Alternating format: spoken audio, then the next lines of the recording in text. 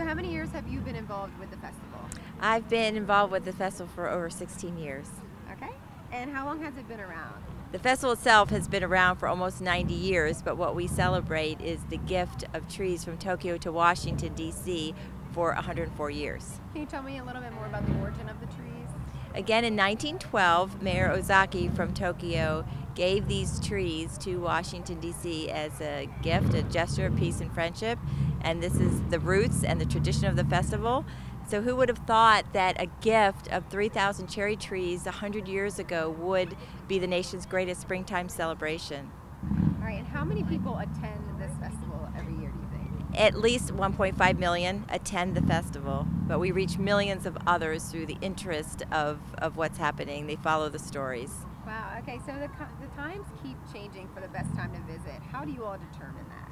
Well, you know, it's not the best time to visit that changes, it's the actual peak prediction of the blossoms. A peak means 70% of all of the blossoms are blooming at the same time. So the National Cherry Blossom Festival is actually 4 weeks.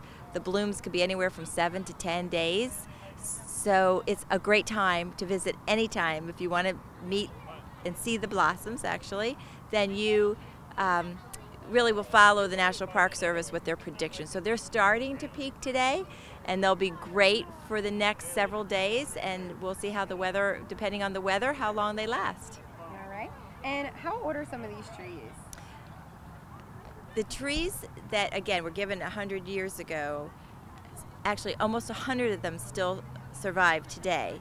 A lot of the other trees are grown from the cuttings from the original trees, but there are 100 still of the original trees left. So how often do you plant new ones?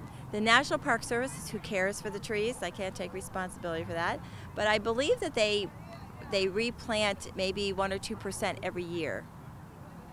And all right, what do you look forward to most about the Cherry Blossom Festival? My favorite part of the National Cherry Blossom Festival is what you see now. People coming down, happy, enjoying, peaceful, just so excited that spring is happening. So just working all year round, stepping out of the office of the business of the festival and just seeing what it's really all about. All right, I just have one last question.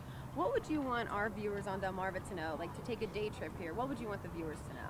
I would say go to nationalcherryblossom.org, and since you're so close, come for the blossoms.